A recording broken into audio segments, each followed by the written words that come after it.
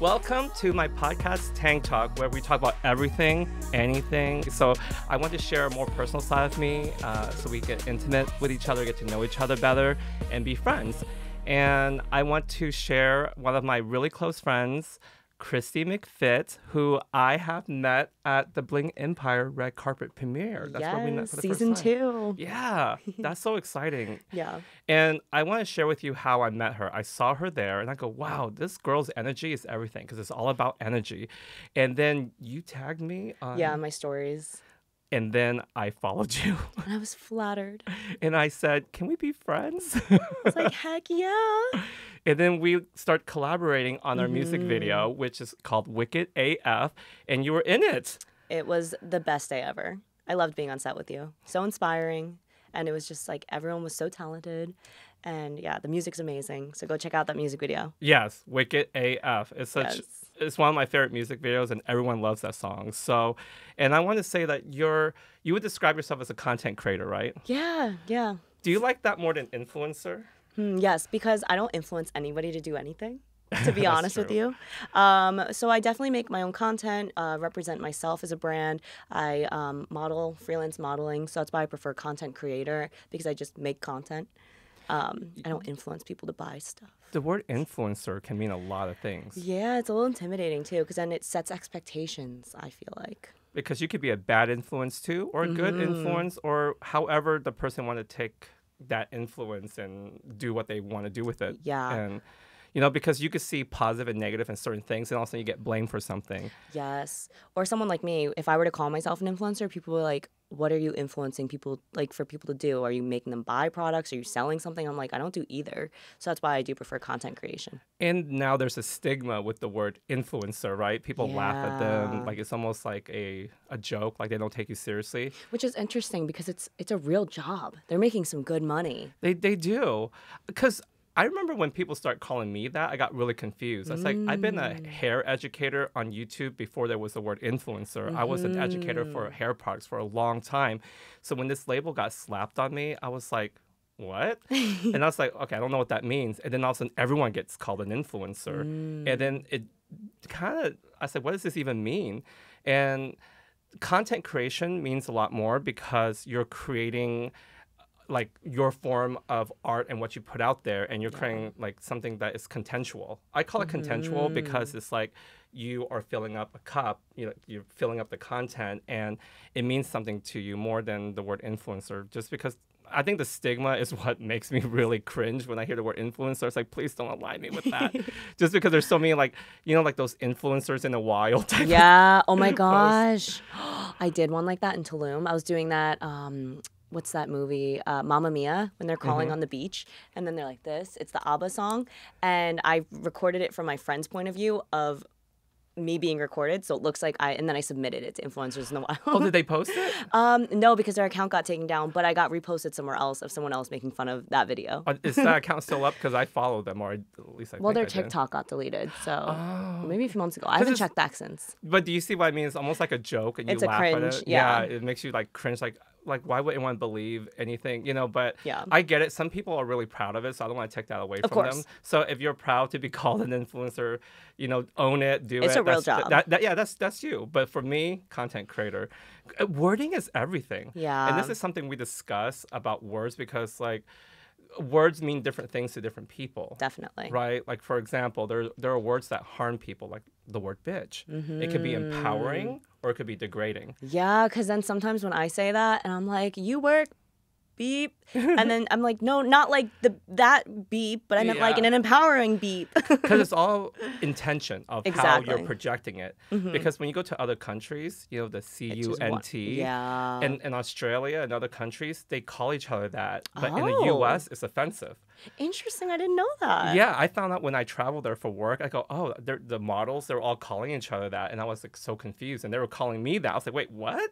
Oh my gosh. Yeah, but it means that you're so sassy and so, like serving. Yeah, you're serving. But for us, it's insulting. Yeah. And that's why, like, when we see things on the internet, we shouldn't take offense to almost everything because we have to understand different content creators in different countries where they speak different languages or maybe they have different cultures. Yeah. Their environment shaped them differently, and we can't take things too personal. Instead, like, try to see where they're coming from. Definitely. You know what I mean? Definitely. So many things mean different things, as we Yeah, it can discovered. get tricky. Right? So, what do you feel are your challenges being a content creator? Definitely that people don't take me seriously as a person. I've been doing this since 2000. My Instagram's been up since 2015, but I seriously started taking it more serious in 2016. And a lot of my friends and family thought I was a joke. I was stupid because I was showing my body online, like wearing like tight clothes or something, or modeling photos. And they're like, oh, she must be dumb because that's all she has to offer. So I get a lot of stigmas behind what I do online. And they make it seem like it's my in real life personality. And I'm like, no, I'm nothing like my online personality, actually. Because there's a stereotype. Because they see you as, being a sensual model online. Then they go like, oh, she's, She must be a bimbo. But you're not. Because the Christie I know in person, when we have our time together, you have such deep intellectual conversations. And this is where people, they judge you based off of stereotypes on you, whether you're a woman or you're Asian or how you dress or how the stereotypes that comes with the word influencer or content creator, whichever, then they start judging us and treating us like they think of that person, which is unfair, right? Exactly, totally. So many people would just treat me like I was less than because of what I do. I didn't treat you like that. Never. Okay, how did you empower. feel? How did you feel when I first contacted you? Like starstruck. Because really? you're such a powerhouse in like you're an influencer. I know you said you don't like being called an influencer. I influence you. You influence me. Okay, fine. It's in context because it's the intention. What you're saying to me is like I have influence on you. You are the OG on YouTube, on Instagram. You've been everywhere, and you are such a powerful human being. Like I didn't know you as you yet, but the Guy Tang I knew, I was like, Guy Tang? The Guy Tang? Okay, I am honored. I was more than honored. So you felt there's some type of intimidation or? No, I was more flattered and honored that you would want to be friends with me because I'm a nobody. No, you are somebody and all of us are somebody. And every time I meet someone, I always let people know that because I notice that a lot of people tend to, because we all have insecurities. Yeah. And one of the things I always say is you have to be secure with your insecurities. Be confident with your lack of confidence. True. It's hard to get there, but when you find it and then you own it, there's something about owning it. And I see something in you past your influence, you know what I mean? Like I see past all that and that's like, I see something or she's special just because I could look in your eyes and see it and I want to be your friend. And I'm so glad I did because we ended up hanging out like at the Korean spa for the whole day. You've given me so many new experiences in life. I grew up I was adopted by Irish parents in America, and I grew up in a white suburban town. And so I didn't really have much access to exploring my culture. And ever since I met you, you've shown me so many things that, like hot pot, Wii Spa, dim sum.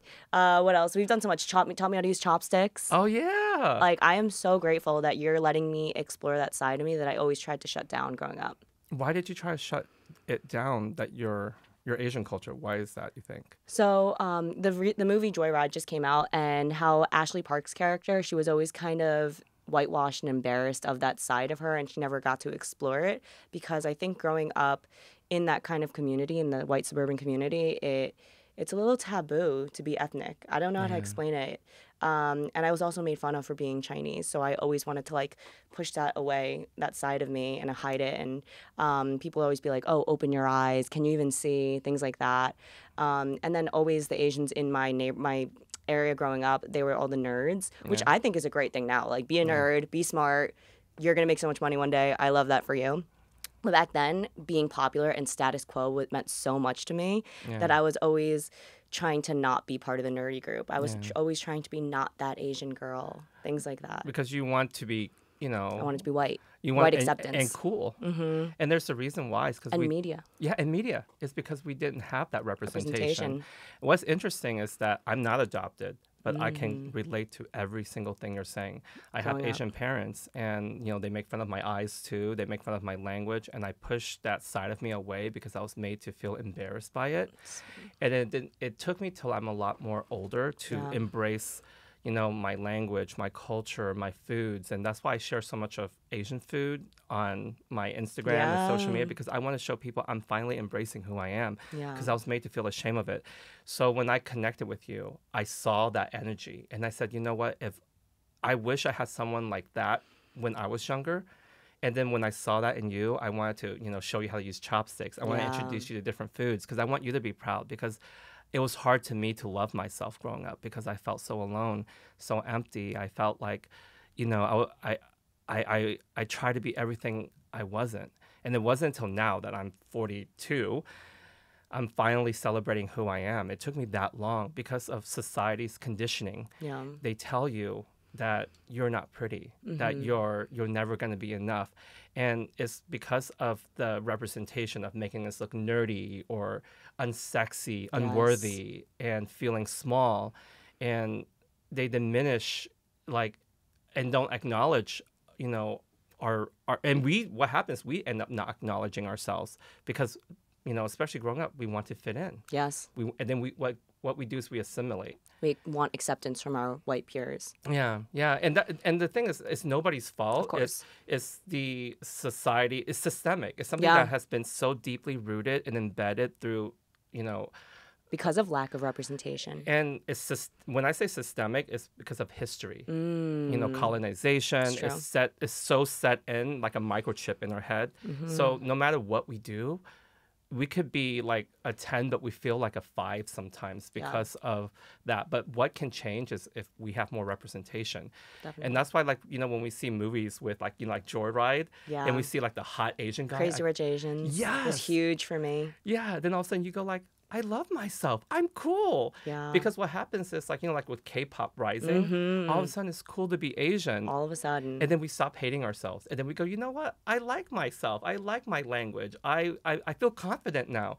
And it's crazy that people go like, oh, media doesn't matter. But the thing is, like, when you're a kid watching Disney, seeing all the white kids. Yeah. And again, a lot of my friends are all ethnicities. I have white friends, black friends, Asian friends, Latino. And, I have this open conversation with them because I feel it's important that we all get to understand each other better. But sometimes people don't know, and I can't blame them for not knowing because you don't know what you don't know. Exactly. And a lot of times we get mad at people for not knowing. But instead of being, mad at them, I try to share. Make it a teaching lesson. It's a great teaching lesson. And sometimes having an analogy to compare it to something they can relate to really helps. Yeah. You know what I mean? Definitely. It puts themselves in the other people's shoes. But look at us now. Yeah. It kind of makes me feel sad for the inner child that's in us, because they were so ashamed of being Asian growing up. And all of a sudden, because it's cool, now we're embracing it. So I wish that we had that representation growing up. But you know what? I'm so glad that we became friends because look at us now. We text each other. We call each other. Yes, all the time. We hang out with each other. And I'm so blessed to meet you here in LA because sometimes it's hard. Yeah, to find genuine connections here in LA, for sure. My gosh. Okay, that's a whole nother conversation because first of all, I moved to LA. A lot of people think I moved to LA to, to be a celebrity hairstylist or just be an actor or whatever. No, that wasn't why I moved here. I moved here to be free, to be a gay man, because being from Oklahoma, where it's more of a religious state and more conservative, I couldn't hold hands with a man and I have to hide. And then the town is a lot smaller, so people gossip and spread rumors quicker. And I feel like I couldn't live my life freely. So when I was exposed to West Hollywood, I go, oh my God, you could hold hands with a man. I could be myself. Heaven. It was heaven. I moved here, so I have that freedom to be myself. And then, everything kind of followed and naturally. But the hard part is meeting genuine friends, right? Yes. And why do you think that is? I feel like originally when people moved to LA, they did have the intention like you had back in the day before it was influencer central. Yeah. But now that it is, everyone is using each other. If you don't benefit someone, if your numbers aren't high enough, if your engagement isn't high enough, they don't want to be around you. They're like, you're wasting my time. And I was thinking about this topic the other day because there is, to play devil's advocate, some validity to it because time is short and we're all hustling and grinding here. So I can relate a little bit, and I feel ashamed because sometimes I want to make friends that aren't in this industry as well, but it's hard because when I have time, I'm making content, I'm creating, I'm focusing on my business. I call my content my business. And then the other times that are not free, it's usually on doing things I have to do, like grocery shopping, going to the gym, things like that. So the only time I have that's free is to create content. So I surround myself with content creators as well, because it's my free time and it's when I have the time to build my business. So I kind of understand where people are coming from, but I would not be your friend if you don't have, I don't know how to describe it, but I it's know a what you frustrating, mean. because time is so precious. It is. And you have to Unlimited. hurry because like Yes. there's ageism, right? Like if you're too old, then you can't get into this or entertainment industry, and they don't want you because they're just prejudiced against someone's age. Yeah. And that's sad. Like I'm proud to be 42, right? But then we're made to feel like we're expired. So then we're rushing, we're hustling, right? The word hustle. And what's interesting is we glamorize this word hustle. You gotta hustle, but nobody actually wants to get hustled. Nobody wants anyone climbing on them, but they tell you to climb on others to get where you need to be. And I understand both ends of it, because I've had people use me a lot. Like you said, you know, like people see me as like, he has a large following, or he was on a Netflix show. Yeah. So we got to hustle him. And then all of a sudden, everybody wanted to be my friend that didn't really want to be my friend. The truth always comes out, though. They always show themselves. It's because they want to network and they want to clout chase. And the thing is, that's not what I want. I actually want real friends. Yeah. I'm from Oklahoma, and I came from that like mentality of, you know, it's not about like trying to get somewhere. It's about making memories and connection. And I came from a time before there was social media. Yeah. Right? And I'm not that type to climb on people. Yeah. But when I start growing authentically on YouTube and all these different platforms with my hard work that I do, where a lot of people think that like, oh, he hustled. That's like, but I didn't hustle anyone. I literally share my talent and my work genuinely. Yeah. Again, the word hustle has multiple meanings. Definitely. Because hustle can mean hurry up. Hustle can mean like get things done. Hustle can mean like you got to do what you got to do. So there's different intentions with the word hustle, right? Definitely. If you know what I mean. And Yeah. and then there's like movies like The Hustler means like, you know, because if you actually Google the word hustler, it means prostitute. Did you know that? Oh, I did not know that. Yeah, the definition of a hustler's prostitute. Interesting. So it means like you got to do what you got to do to get what you need in a transaction. And so because of that, there's a stigma with that word. And that's why it's like when you are talking about the word hustle from a different textbook definition perspective, someone from a different country might go like, she says she's a hustler. Let me Google what this means. Prostitute. She's a prostitute? Wait, what? Yeah, and that's why I always think about globally now, because I travel the world for work, and I have to realize what I say, I want to make sure people understand from a global perspective. That's super smart. And also, you know, the thing is you never stop climbing. And that's the hard part, because you say you got to get to places, but once you get there, now where do you go? Yeah. Because you can plateau. There's always the next step or the new trend or the new whatever. And then all of a sudden you could be relevant one day. And then you're not. It happens to everyone. Pop Scary. stars, celebrities. Like you could have your moment, your peak, and then you decline. And this is why it's so important to treat people with love and respect, even when you're up here or down here. But I've seen people, you know, because I was on a show, a reality show, and I've seen people hustle their way through because they want more screen time and all that stuff. They were doing what they got to do to make it at that time. But guess what? When the show got canceled, I'll never forget how they made me feel. Of course. I'll never forget how they dismissed me, how they treat me, how rude they were to me, and how hard they hustled.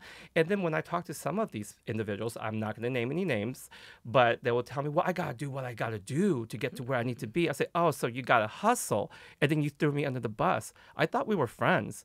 And I thought that, you know, that we're supposed to be in this together for Asian representation, but I realized that's not what it's about, because everyone's trying to hustle. It's the LA Hollywood mentality. Yeah. But a lot of people who are native to LA will Are not like that. They will get so offended if Yeah. you say, how dare you stereotype LA? Because not all of LA is like that, which is so true, because like a lot of my friends who are native here, they say, we're not like that. That's more of that. It's more people transported, transmitted, or what's the word?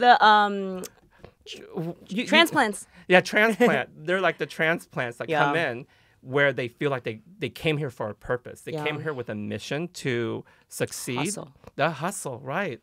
And But that's, I think you can hustle without stepping on other people and losing who you are. And that's what I try to do, you know? I still care about my genuine connections. I might not have a lot of time, but I try my hardest to stay true to all my friends that I'm making here that aren't influencers, and also making time for my business as well, and staying true to like everyone. I don't want to treat anyone poorly no matter where I am on the social ladder. and the thing is, like, it's all about integrity, right? Exactly. I understand you got to do what you got to do to make ends meet, but don't lose your integrity over course. it. Is it worth that? No, because I actually see people sell out because they become pick-me's, because they want people to like them. So they start becoming this character online because they want the followers to like them. And when they see something go viral or get immediate attention, they go, ooh, that's what I need to be now. And then guess what happened? We get stuck in this niche. And then you have to be this, like, Do you category. feel they are that in real life as well? They become their online persona? Yeah, because what happens is you become what people want you to be. Ooh, that's because scary. that's how people like you. So what happens is when people like them, they become that person because they want to be liked. But then you lose yourself. Exactly. You lose who you are. You lose your identity. And that's why on my social media, for the longest time, I was just posting hair work, because the community, my hairstylist community wanted me to only post that. So anytime I post anything personal, like my dogs or my husband or food, they say, we just want to see hair. We just want to see hair. I was like, this is so strange because my music friends are not like that. My music friends post whatever they want on their page. Yeah. And when I post my music, people start getting dismissive. Oh, you need to, stick to hair. You need to be this category. They say, and then also the social media algorithm. It tells you got to They stick. niche you too. Yeah, they go, yeah, stick in the niche. And all of a sudden, not only does the algorithm box you in, then you have your followers that box you in because they say that this is who you are. I want to post what I like because I want to look back on my, Instagram feed or my albums and go like, oh, I remember that memory I shared with my husband or my dog or my family or my friends. And it's so hard because we're told that, oh, this is your brand. But how long is that going to be? Like you said, life isn't promised. Not every day is promised. Life is so short. And then all of a sudden we become a slave to our brand. Yeah. And we become a slave to our niche. It's sad that it changes people in real life, though. Yeah. Because for me personally, like I said earlier, I'm completely different in real life than I am online, and I know how to separate those two personalities. But it's sad that people get engorged in it. Well, that's why when I met you, I was like, your social media presence is so different than what I know you as. I know you post a lot of your modeling pics, and they're beautiful. And I always, when I see them, I like them and I support you because that's what friends do. Totally. And I try to comment when I can, oftentimes when I'm not driving, because I want to make sure I support you just as much as you support me. Because that's what friends do. And I have to post, hair work because I am passionate about what I do. I love hair. I love doing hair. Yeah. But I'm also a human being. I also love music. Yeah. And you know how much I love music. But a lot of times people reject that side of you. So what I do is I get inspired by, like Mariah Carey or Lady Gaga. I'll follow their Instagram page. And I go, well, they're music artists, but they don't post just their music. They post lifestyle. They post their kids. They post their what they're doing. They're posting themselves at the beach. And then everyone's liking it. I said, well, that's interesting. How are celebrities and all these people who are in these statuses get to post what they want? But without criticism. Without criticism. And I said that, we need to normalize ourselves on social media. But then what people say is you got to have 2 separate accounts or 3 separate accounts. Yeah. And I'm so tired of that. Mariah Carey doesn't have 3 separate accounts. I was about to bring that up. I was about to bring up how I know a couple of other Asian creators that have separate accounts for separate niches. One account will be cringe videos, one account will be workout videos, one account will be modeling photos, and they'll have like 20 different accounts for different niches just for the algorithm.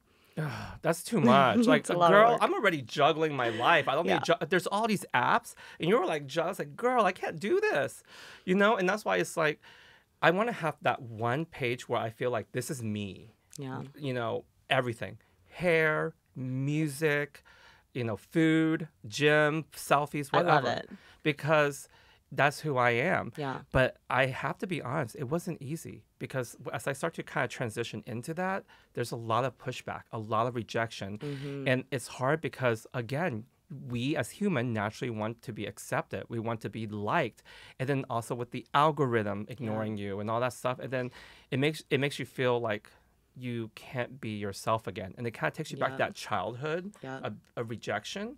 And all of a sudden you kind of revert back and to start posting. And then you end up feeling down, and then you feel unmotivated to post and at you all, burn out. really. And burn out. What happens is you burn out. And this happens to so many creators. Yep. They get burned out, and all of a sudden you see them quit, or they go,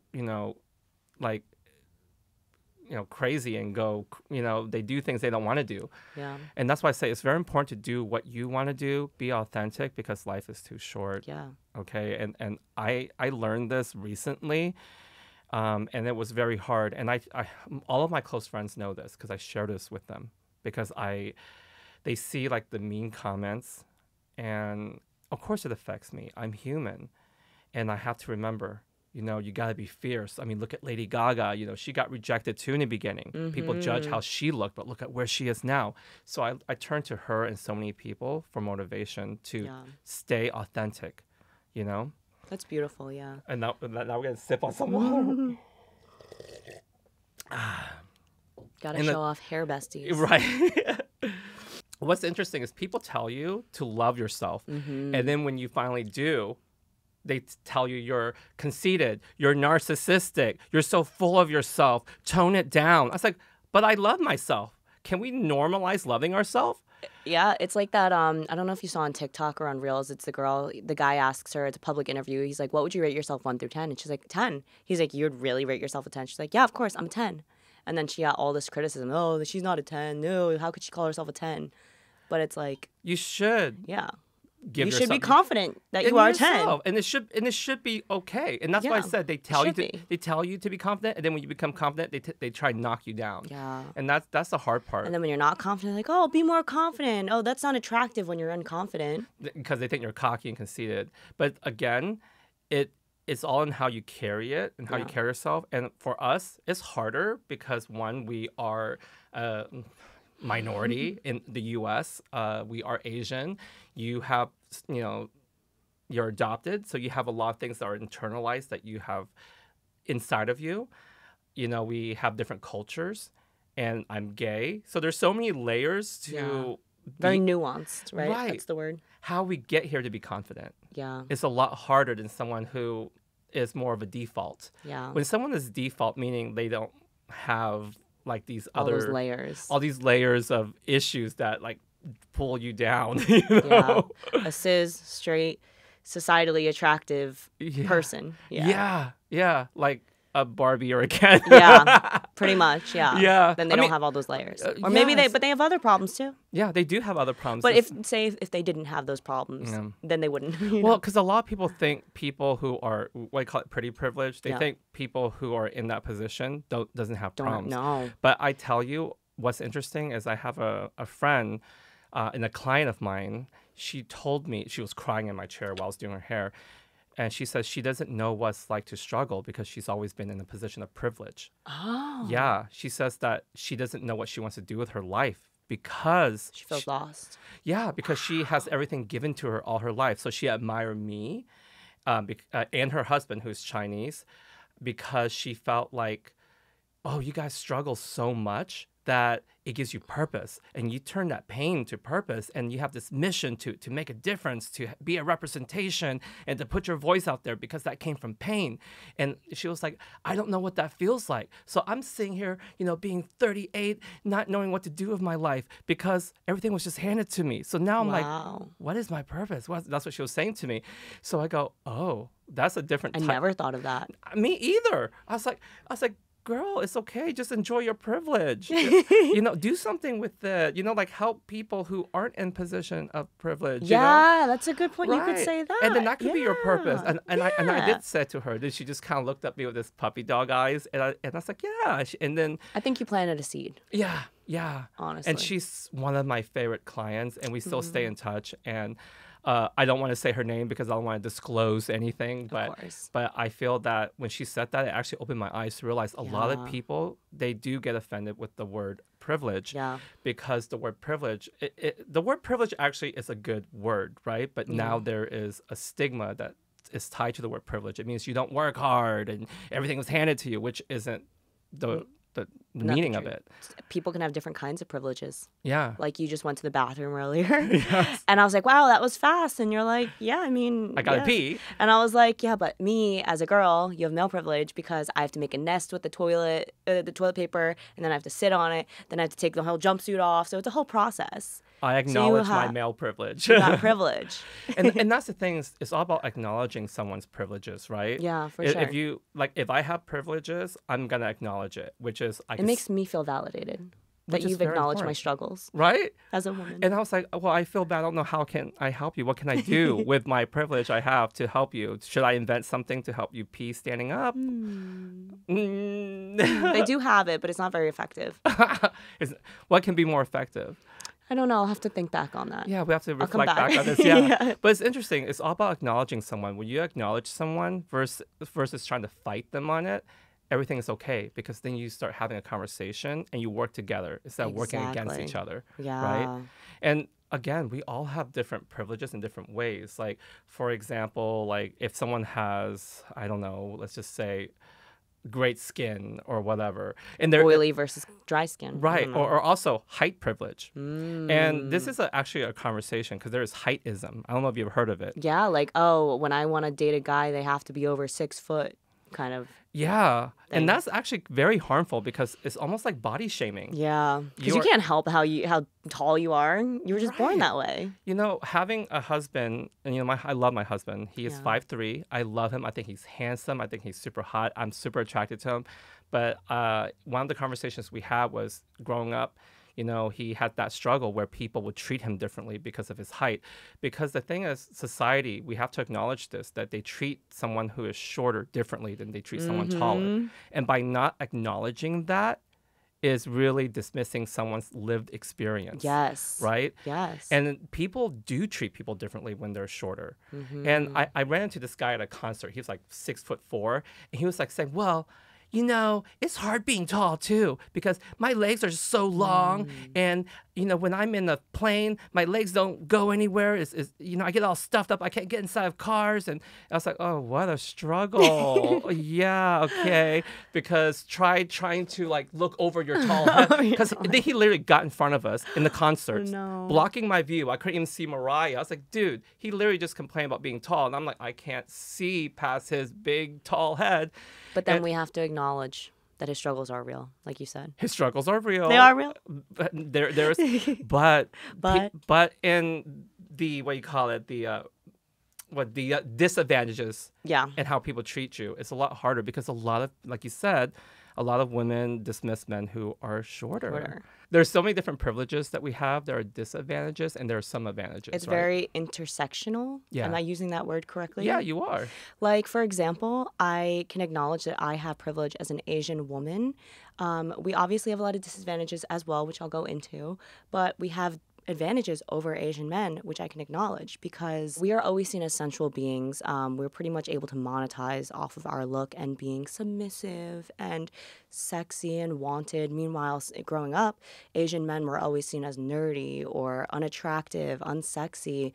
So a lot of Asian women dismiss Asian men as like for partners or being seen as attractive. They're always like, oh, I don't date Asian guys. They're like my brother. They're ugly, blah, blah, blah, blah, blah. And yeah, it's sad.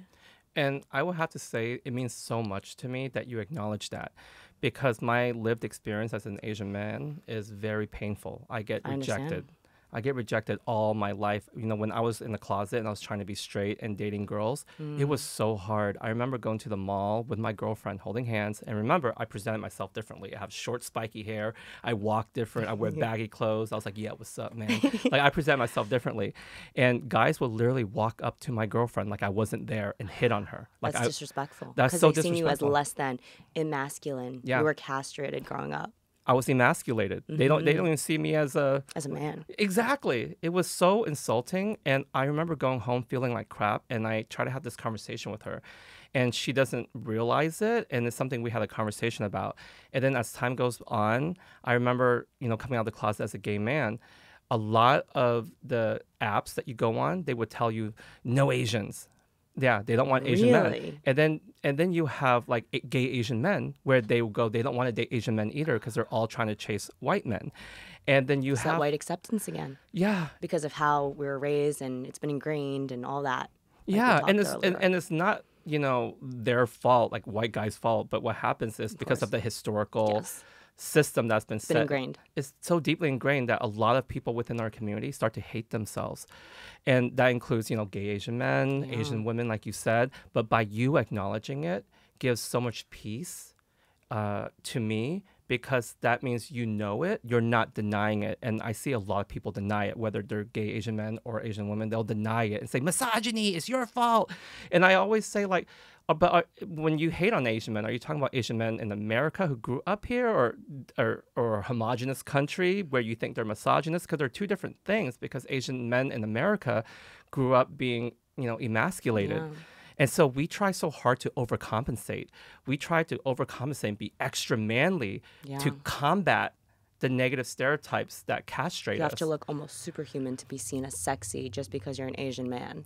Yeah. And I also want to bring up really quickly, we've had this conversation a few times because you always bring up how thankful you are that I've acknowledged this. And to me, I feel like it kind of shows privilege because to me it's not a big deal being like, oh yeah, I understand, I see you, that makes total sense. Just listening to you and your struggles and admitting, yeah, that's your experience and I've seen it with my own eyes too. But I feel like that's my privilege because it's no biggie. That's what I'm trying to get at. It's no biggie to me, but to you it means the world. But because it's no biggie to me, that's my privilege because I didn't go through what you went through. So I didn't know it was such a big deal. Just like I said, my privilege as a man, I can stand up and pee. By us acknowledging both of our privileges, we can talk civilly with each other instead of fighting each other. Of course. It takes a conversation because this is what's going on with our, you know, community. A lot of Asian men and Asian women, especially on social media, are like Back and arguing. forth. You saw it. You've seen so many videos where they're constantly dismissing each other and hating each other. And we tend to like hate ourselves because of, you know, lack of representation. Yeah. But going back to that privilege, I want to Google the word privilege here and read what it means, you know, because I think this is important for us to kind of look at it because some people might go by textbook or what they think it means with social construct. So let's just read different, definitions of privilege. Okay, so it says, what does it mean to be a privileged person? It says, you enjoy some special right or advantage that most people don't have. Yeah. Okay, so then another one says, what's another word for privilege? Advantage, allowance, authority, authorization, benefit, concession. Here's another one. What is the real meaning of privilege? A benefit enjoyed by an individual or group beyond what is available to others. Yeah. But nowhere in there says rich, famous, white. It doesn't say any of those things. But a lot of people think that the word privilege is tied to wealth and all these things. No, privilege is an Could be advantage. as simple as standing while you go to the bathroom. Yeah. Just as simple as that. Being able. Yeah, being No, able to. because- You having the advantage over me to just stand. Yeah, Rather than sit. Exactly. I can stand up and pee. So privilege can mean so many different things. And we have to not let the word privilege hurt us. We have to own it. It can trigger people for sure. Yeah, They get 'cause- defensive when you 'cause tell them that they're privileged Yeah, in because, certain aspects. because it dismisses people's experience. Yeah. And I think that if we just own the privileges we have, it would kind of take the power away of the word privilege hurting us. Yeah, You know what I'm saying? exactly, for sure. And not to mention, though, people with privilege can also have disadvantages, too, in other aspects. It's you have a privilege in this aspect, but you also have disadvantages in this aspect. So just to clarify, I am aware that Asian women also face disadvantages. We are overly sexualized, for one. But then on the flip side, we can profit off of the sexualization. So it's very two-sided, it's very nuanced. But yeah, I want to acknowledge that I do have privilege. I want you to know that I always defend Asian women. Of course, I know you do. I always get irritated when people use the word exotic. I don't know what this means to you as an Asian woman, but I know what it means to me as an Asian man, because I know that when people call Asian women exotic, it's sexualizing them, objectifying them, and almost degrading them into where they're only a sexual person versus a human being because of the fetishization of Asian women. And I don't know what exotic means to you, so I want you to kind of tell me what it means to you, then I'll go with how I feel. Growing up, because I was in that suburban area, I actually took it as a compliment, which is so cringe to me now. But then I'm like, yeah, I'm exotic. They want me, kind of thing. I'm seen as sexy when they say exotic, but now I'm just like, ooh, that's over Cringy. sexualization. It's fetishization. Yeah. I don't like it very much now. Well, I just want to be seen as a human. according to the dictionary, exotic means something foreign. And so it means you're foreign. So when you really think about it, being Asian American, we want to belong. Yeah. And when you want to belong and people say you're foreign, you're like, I don't really like that word because I am American. American isn't a race, it's a nationality. Yeah. It's a nation, it's not an ethnicity. Or when people call us like Oriental. Oh, God, yeah. Well, my friends who aren't Asian, they take the word exotic as a compliment because they don't want to be basic. They say they want to be exotic because they want to be, like this rare, they look different. They don't Like an look exotic car. Yeah, they want to look different than everyone else. But in this where it goes back to where words mean different things to different people. Where for Asians, the word exotic has been used on us to over-sexualize. And objectified and make you feel foreign. Because you know what happens? Why we don't want to be called foreign is because we fight our life, our whole time. Yeah, to be accepted for representation. And no one wants to feel dismissed and they don't want to belong. Yeah. So when you get called exotic, it's like when it's convenient, people say, go back to China. Go back to your country. And I go, what? I'm from Oklahoma, bitch. Seriously. Like, where are you from? Yeah, where are you really from? No, where are you really from? And I said, Oklahoma? My favorite. Oh, sorry. And I'll be like, but they'll go like, what are you? I said, American. What's your nationality? American. And they don't realize the layers because there's a difference between nationality and ethnicity and race. Yes. Those are three different things. So nationality is the nation that you're born in, which is I'm American. I'm an American citizen. My ethnicity, I'm part Chinese, part Vietnamese, because those are two ethnicities. My race is Asian, because Asian is the overcompensating. Right.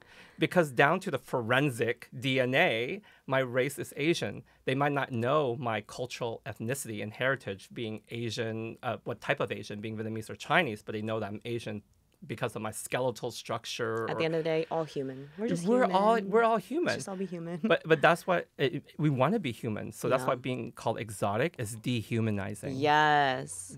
Bottom line. Period. Snap. Mic drop.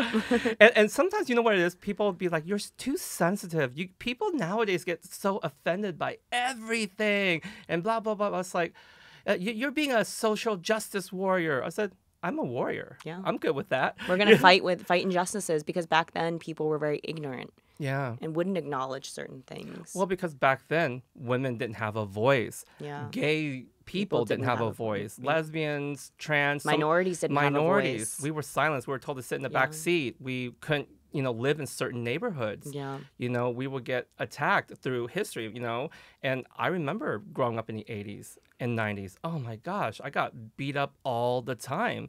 And they would say, ching chong, pull their eyes, Chinese, Japanese, dirty knees, look at these. Yes. They say it all the time. And I noticed that when I try to have these conversations with my friends who are not Asian or not a person of color, they get kind of uncomfortable.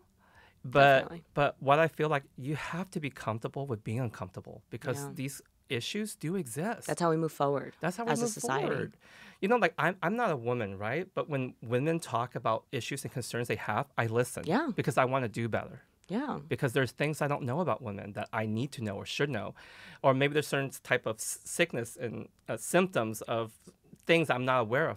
I'm not going to dismiss it. Tell me more about these things. Yeah. I don't know much about this or that. And that's going back to privilege. That's your male privilege, which is not a bad thing. It's just a word. Let's just call privilege just a word. It's not necessarily a good or a bad thing. It's just a word. And when you talk about your struggles as an Asian man, that's my privilege because I didn't know about those things. Yeah. I didn't live that. Yeah. So we both have privilege in a different way. And it kind of makes me want to talk about this conversation about you being adopted with white parents versus me growing up with Asian parents in Oklahoma.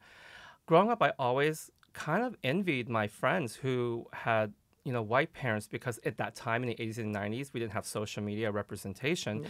And then when I go over there, I remember their moms and dads always goes like, you're the best son, you're number one. And they'll have like a B. And they were told like, I love you so much. You know, you can do this. They got motivated, where my parents didn't raise me like that. They never tell me, I love you, son.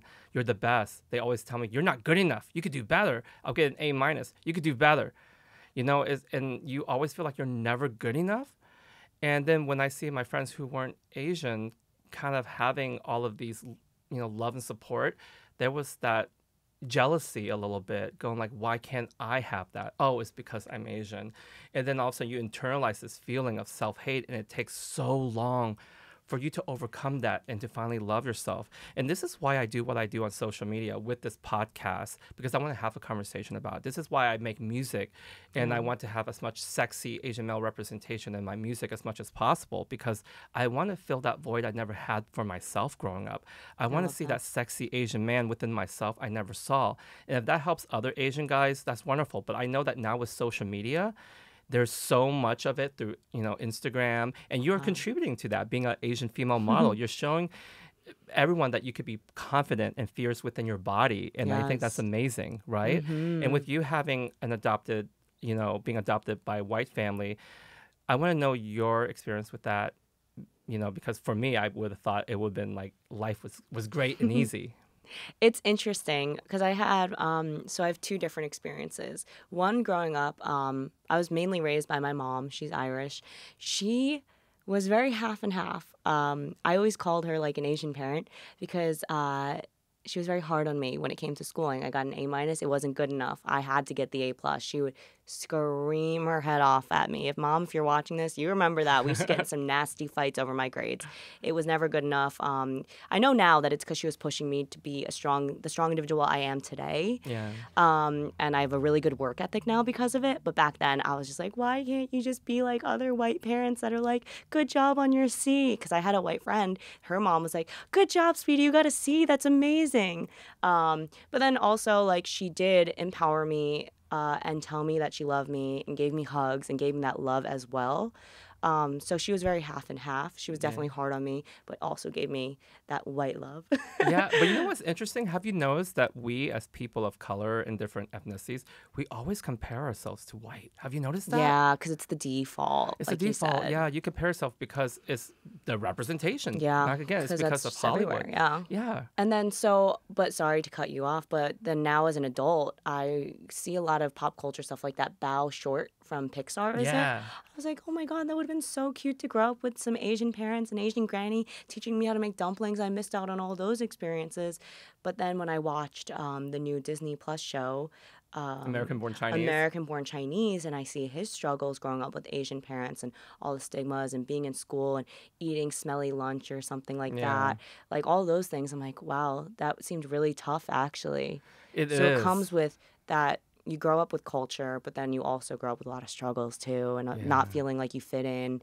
And they would judge you with the food you have, whether it's lo Yes. mein, fried rice. Oh, but it's stinky. it's stinky. What's that? What's that noodle? It looks like worms, kimchi, like all these I had things. sandwiches and yogurt growing up, and that's all. Yeah. And all I wanted was Lunchables. I wanted Lunchables. I had Lunchables. Yeah, because like all of the other kids have it, and then we get teased so bad. And then I didn't want to speak my own language to my parents because the kids would bully me and tease me. I was like, I can't. And again, we're just trying to survive. Yeah. But now as an adult, I know better, and I'm going to keep on doing better. And that's why I keep on spreading love and this message of constantly not only putting myself out there to show people that representation, but also support other content creators like yourself. And also, you know, hold other content creators, responsible and accountable, because some of them, they put out horrible content perpetuating harmful stereotypes, as you see it like on social media. Like people go on there and it's like, colonize me, and they'll say some of the most horrible things, like they want to be colonized, they want to be a stereotype because they That's want. so dangerous. And it pushes the narrative. Because what happened is they have become the result of that colonial mentality. And I actually had this conversation with my my husband. He says a lot of people in Asia has colonial mentality. Colonial mentality is like, you think everything is better when it's from non-Asian people of or America or something, because they see Americans as white. Yeah. Even though we have African Americans and Asian Americans, they still see Americans as white because it's the default.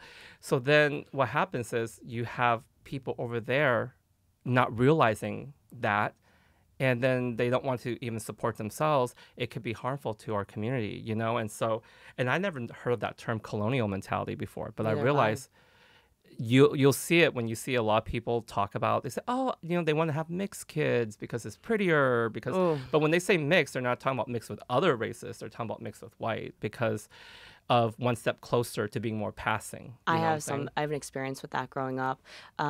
Because I was adopted, I didn't know who my parents were, and I didn't take my DNA test yet. So growing up, people would always say, oh, you must be mixed with something. You don't look fully Asian. You're too pretty to be fully Chinese. No way that you're fully Chinese. You have to be mixed with something. And me, I was like, oh my God, maybe I am. Like, thank you so much. I always wanted to be mixed with white or mixed with something. Yeah. I think subconsciously it was me wanting to be mixed with white for that acceptance and where I grew up and my parents being white and things like that.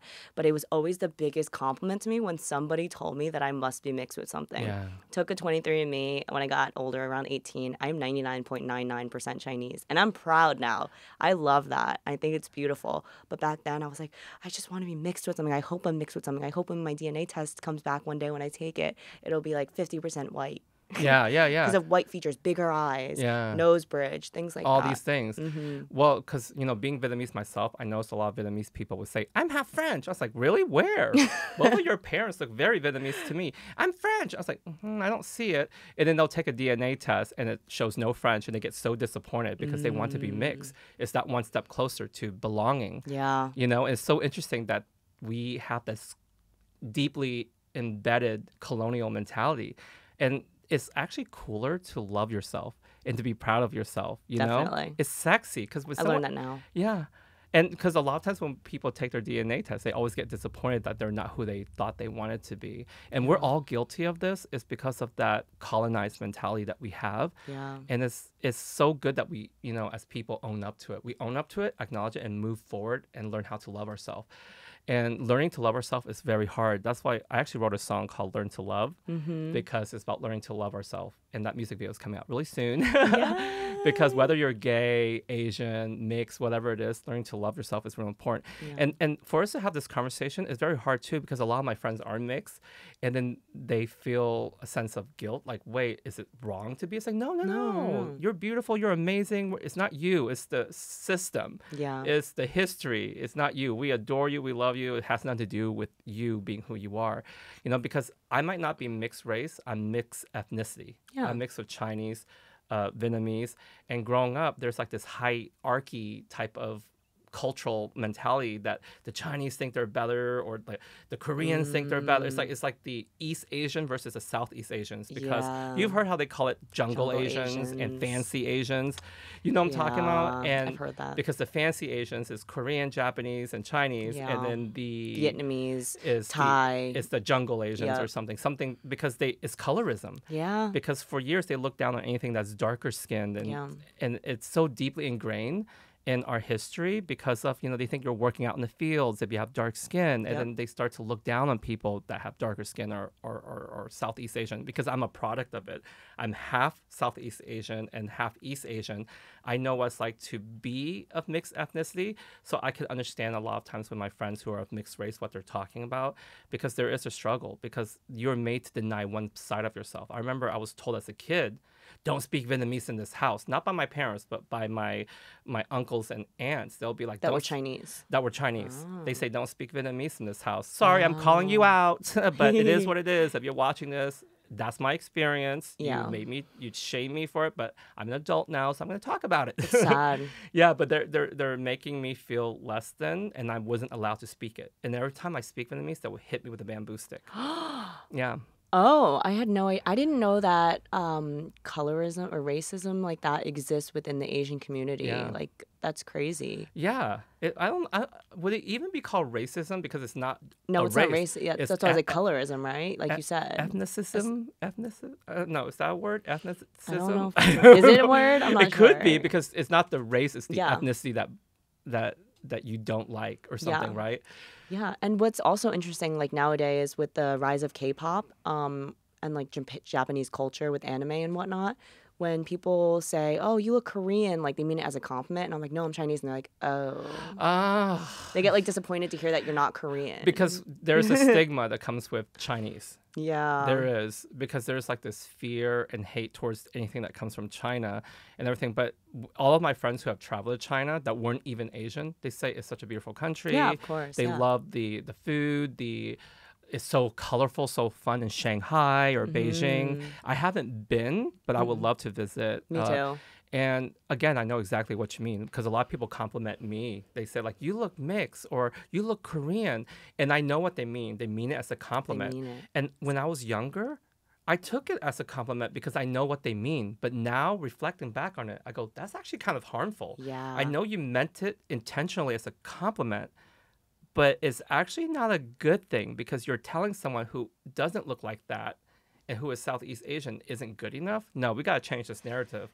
Yeah. So as an adult now, I always tell people I'm Vietnamese. I always tell people I love pho, I love bún bò Huế, I love bánh xèo, bánh mì. Yes, Yeah. I'm proud of it. And I want to normalize being proud of being Southeast Asian. Of course. But again, there'll be people that come up to me, "You don't look Vietnamese." I was like, "But I am. I am."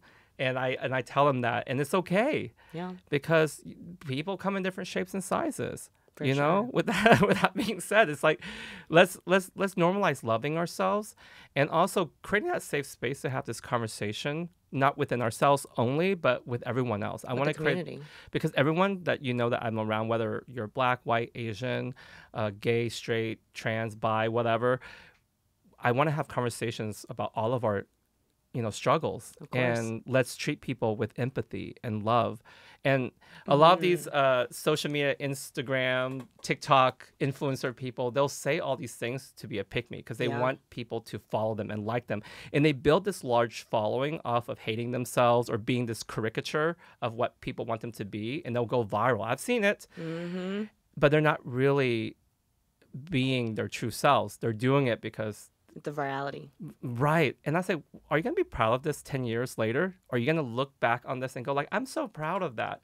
And that's why a lot of stuff I put out now, even back then, I'm proud of it. Yeah. So I want to tell you a little bit about my past a little bit, right? I used to be a go-go dancer. I danced at nightclubs in West Hollywood, in San Francisco, in New York, in Florida. I go to a winter party, white party, which is like, during gay pride, everything. And during, 2007, 8, 9, 10, when I was go-go dancing, they didn't let a lot of Asian male dancers perform on their regular, normal nights. They only have Black, Latino, white go-go boy dancers, but Asian male dancers were only allowed to perform on like a fetish night. Oh. We were only allowed to dance on a very specific night, a night where we're considered a niche fetish. So you don't see Asian men dancing with other guys. And I at that time, I thought it was so exclusive. That's like, ooh, we have our own like club. But now in hindsight, looking back, I'm going like, oh, that was exclusion. Yeah. That was telling us that, no, you belong here on a very specific night, but you can't intertwine with other people, because they think we won't sell tickets for people to come in, or people won't think we're sexy. And that's actually very hurtful. And that's why, looking back on it, I go, people try to shame me for my past doing sexy things, before my hair career took off, or how people think like, oh, he's this hair guy person that's famous on YouTube or whatever. Because of my past, it made me who I am today. Because I go dance on the box at nightclubs, it gave me confidence to be an educator on stage. Of course. Because I used to be so scared. I'm very, what do you call that? Like, when someone's internal versus external. Internalized? No. When someone is extrovert. When someone's extrovert or introvert. I'm an introvert. Mm-hmm. I sat in the back of a classroom. I did not want to do a presentation. But people say, really? You're giving a big stage presentation to thousands of people when you're doing hair shows. I would have never known you're an introvert. I'm actually very shy, and I get nervous really easily. Wow. And it wasn't until I became, I came out of the closet and I started dancing at nightclubs. I go, boom, I dance in my thong and my jockstrap. Then all of a sudden I go like, I feel sexy. I feel confident. It helps me get over my insecurity and my shyness, if you will. And that's why it's like, people try to judge you for your past. And that's wrong, because when they say, oh, jobs won't hire you in the future, you won't get opportunities in the future if you did this, and if they look into your past, I was like, that's kind of almost similar to like body shaming. You're shaming someone's life and their history. You don't know where they come from. Yeah. And you're going to stop them from having opportunities because of their past, even if they have amazing talent. And even if they have all the qualities it takes to get this job, you're going to not take them in and hire them because of you saw them dancing at a nightclub. Really? Yep. You don't realize them dancing Sad. at a nightclub actually gives them more confidence to stand here up on stage and perform and be an entertainer. Yeah. You know what I'm saying? That's why there's like people that I really love, like Cardi B, you know, because they own it. They own their past, and they're not ashamed of it. And look where they are now. They're like Channing Tatum. Yeah, right? Yeah. And that needs to be normalized. Stop shaming people for their past. Don't you agree? 100%. It's freaking annoying. Have you ever been shamed for your past? Yeah, I mean, like currently what I'm going through now, like I post a lot of sexy photos online and people like to put me in a box and not let me have opportunities because of those things, because of my online presence. So I feel like it does take away a lot of opportunities for me as I'm trying to grow and figure out what I want to do as for a career. Are you scared of your future because of you posting certain things currently? I have mixed feelings about it because, one, I've always wanted to be my own boss anyway. I never wanted to work under anyone or be limited by people above me. So I always wanted to be I don't know how to explain it. I always wanted to be my own entity, my own brand anyway. A CEO. Yeah, I wanted to Yes. just like have total control of that and that, so none of my past would matter anyway. Yeah. But I really want to get into like reality and like things like that, and it's limiting me in that aspect. So it's stunting. Reality shows? Or? Yeah, I would like to get into reality shows. Why is that? Tell me, why do you want to be on a reality show? I think that one, it can definitely be toxic. Don't get me wrong; it's a toxic environment, and it's a lot. But I feel like it's a really cool experience too. You meet a lot of people that may end up being cool connections, not like networking connections, but in your life connecting kind of connections. 3, it's good exposure for me as a brand as well, for my business and things like that. 4, I want to show people a different side of me, just not just like me shaking my hips online or, just modeling photos. I want people to see me. Yeah. And what else I can offer. You know, coming from someone like myself who have experienced being on a reality show is really not what you think it is sometimes. Of course. Because you want to show your story, but there's also a push narrative and Yeah. also editing and cutting to tell a storyline that would captivate an audience. It's true. And my experience with it was I felt rejected. I felt dismissed. Yeah. And I gave it everything I had. I spent so much money. I pulled money out of my savings. I did everything because I was told, this is a huge opportunity. You got to give it all you got. Everyone's like, oh, well, you're in it now, so you got to, deliver. You got to perform so they don't cut you out and take out the screen time that you worked so hard to get here for. And I didn't want to be inauthentic. So throughout the whole thing, I am authentically myself, sharing my story, and then to get dismissed and edited out and cut, it was very hurtful, and it really took it took a beating on me, and it made me very depressed. I couldn't get out of bed because I felt so rejected. I felt rejected from, all of the cast members. I felt rejected from the entire show, everybody involved, and I had to get myself back to mental health. And, the thing that saved me was music. Yeah. I was able to write an album called Power and Pain. Yes. And a lot of people say, well, it's just a reality show. A lot of people gaslight me, just so you know, because I'll try to talk to my friends about the issue. Well, everyone gets dismissed on a reality show. It's normal. But I was like, yeah, but it's not like what you think it is. It's not just a reality show. It's a reality show for Asian Americans, which trigger a lot of issues I had growing up being Asian and not accepted and gotten beat up as a teenager and as a kid growing up. So it literally reignited or re-triggered all of these insecurities I had growing up, which made me unable to get out of bed. I cried almost every day, but the one thing that saved me was music. And I was able to write so many stories and all of my lyrics and interpret them from my experience. And again, it takes someone really strong to get out of that Definitely. mental health, because I survived so much pain. I was able to endure and escape that depression I was in, because a lot of people can, it can take such a toll on their mental health that they can hurt themselves. And I'm so glad that I got myself out of it. I stopped talking to a lot of friends after that because a lot of people who call themselves my friends, they weren't there for me. They ignore me. They say, well, what a privilege it is to be on a show. Oh, whatever. At least you got to be on this show, you know. So, well, you know, they'll say things like that when they don't realize. So hurtful. Yeah, I didn't realize. Yeah, but it was work for me. I delivered, Yes. and I filmed for years. Yeah, and you put so much money into it, like you said. Yeah, because everybody else didn't put their money into it. I put my money into it, so it hurt me. Emotional and financial investment into this. Yeah, because when you give everything and you get nothing in return, it just kind of sucks. But what I realized is this: not to be toxic positive on myself, but to realize that things do happen for a reason. Of course. That I don't know why I got rejected, but maybe a door has to close so a gate will open for me. For sure. You know what I'm saying? And I don't know what it is, but maybe in 2 or 3 years, you know, I will know it. Maybe in 10 years, who knows? But I realized that rejection is redirection. Yeah. And, you know, I got that quote from my friend Lauren, and I remember confiding in her, and we were at a restaurant, and she says, Guy, sometimes rejection is redirection. I love It's that. about you. This wasn't meant for you. You were meant for something better. Yep. You're meant for something else. I know it hurts now, but it's redirecting you to a different path that you need to be. Definitely. And it's like that butterfly effect. If you change it, you try to go back and change it, you're not going to be where you think you want to be. So when she doesn't realize it, but Lauren saved my life when she said that. She literally saved my life. It's huge. So if Lauren, if you're watching this, thank you. Like literally those words saved me. And now I want to share it with you. Thank you. So anytime you ever feel dismissed, rejected, just know that it's redirection. It's beautiful. I know it's deep.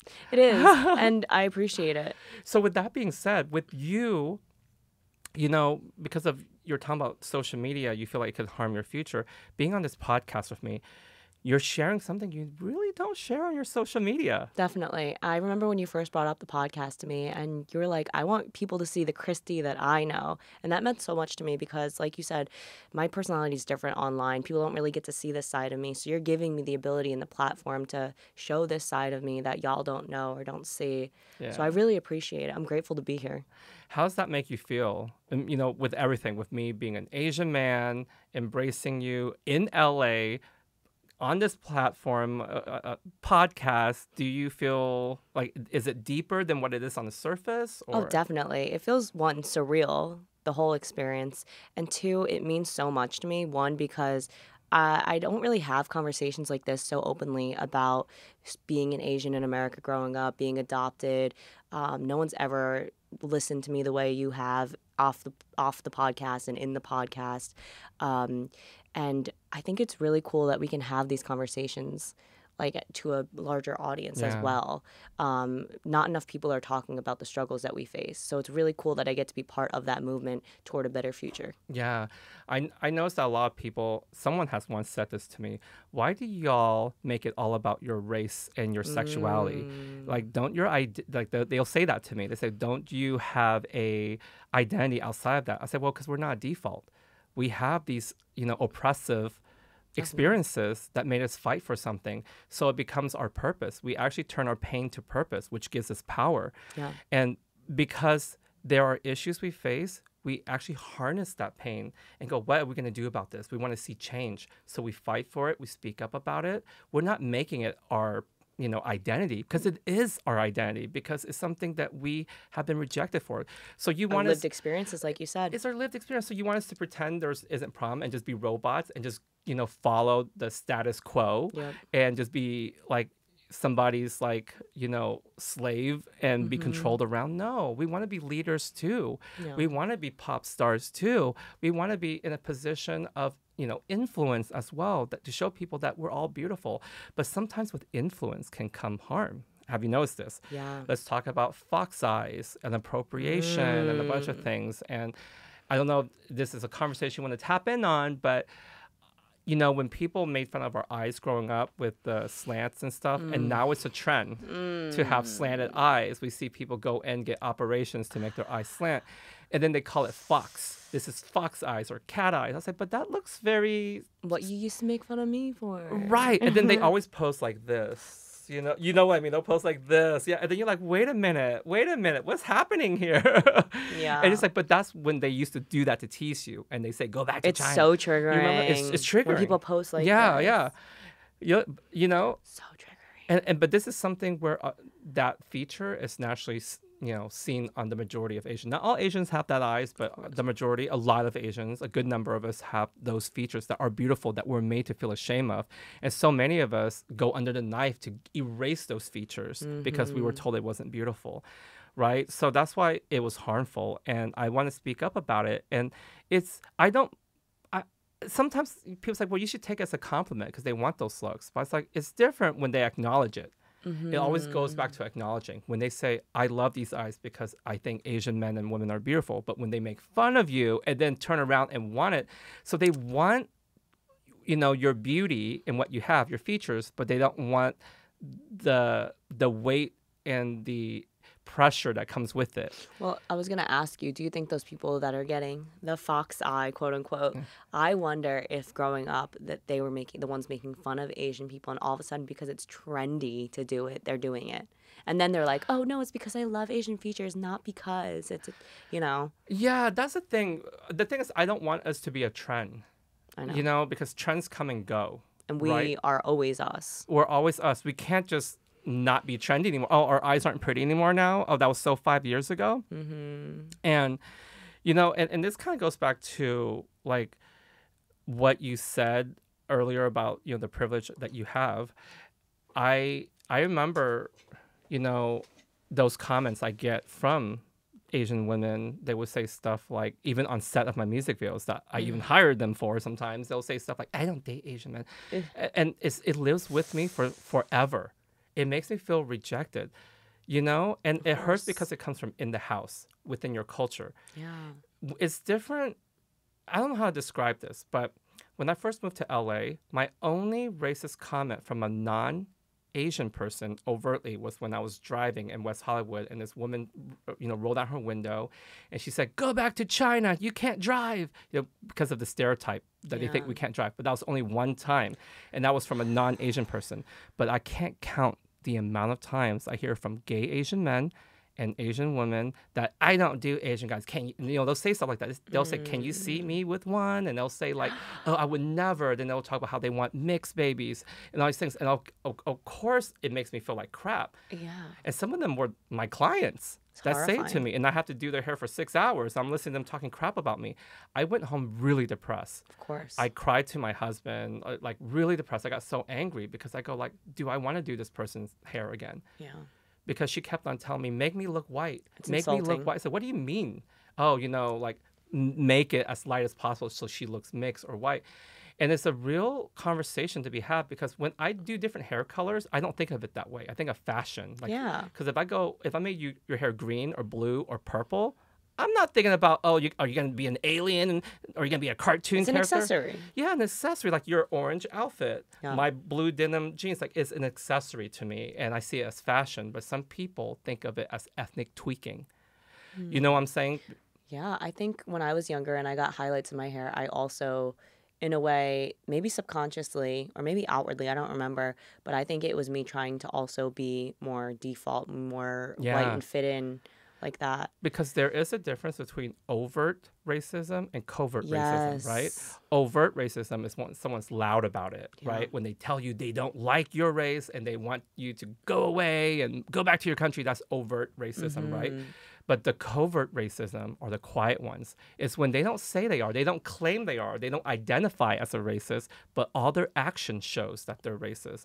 And this is why I always say, just because you don't identify as one doesn't mean you are not, right? It's almost like if someone is killing people and I'll be like, you're a murderer. No, I'm not. Well, your actions, what you just did, means you're a murderer. Yeah. So if you are racist, but you say you don't identify as a racist, You're still racist. You're still racist because your action speaks for itself. Yeah. I'm seeing all these covert racism, you know what I mean? Where it's like, it has a lot to do with, there's a word for it, where it's like microaggression. I was just about to say that, but I wanted you to finish your thought. Yeah, microaggression is when someone treats you a certain way and you could feel it. Yeah.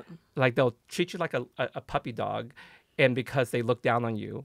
Yeah. Because of maybe your height, because of heightism, or because of your race, because you're Asian, due to the stereotype, because they think you're submissive, or so many things, or your gender. Yeah. You know, it's so subconscious that they don't realize they're doing it because they're acting upon stereotypes.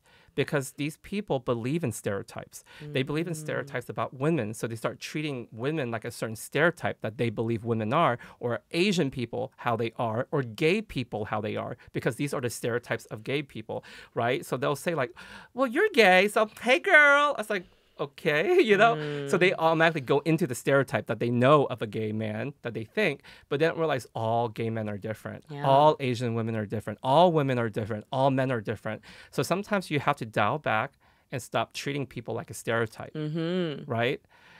And sometimes they'll get surprised that I speak English.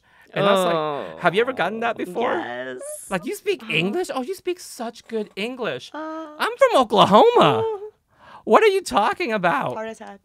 Yeah, and sometimes I have to correct them on their English. Yeah. So I was like, girl, do you even know what words you're saying? Because they're saying stuff like Oriental. I said, you're calling me Oriental, and you're so surprised that I speak English? I said, I am Asian, not Oriental. Orientals are for objects, a vase, you know? And I'm like, if they're so surprised that I speak English, why do I have to correct them? Or do you get what I'm saying? Or when sometimes their grammar sucks, or they don't know the difference between there and there. Yes, and there. exactly.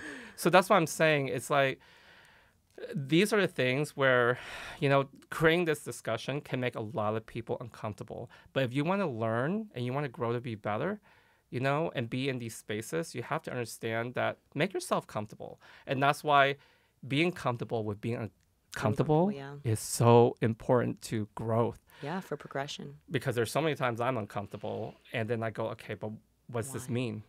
I need to get comfortable with it, because you have to. I'll tell you what's uncomfortable. Having to get out of bed, because I want to lay in bed all day. But what am I doing in bed?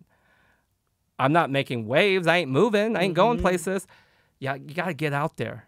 And if you're shy and it takes you walking out your front door, sometimes you have to walk out your front door and face society, so you can face your fear of being shy, right? Because you got to make progress. Like you're dancing. My dancing. It brought you out of your shell, and now you have skills that you'll have with you forever. With being in public, being on a stage in front of a bunch of people. You got to face your fear. And I'm not asking you to swim with sharks or with alligators, which are my fears, but be able to use your fear, face it, look it in the eye, head on, say, I'm not afraid of you. Yeah. I'm going to make something I'm scared of my biggest strength.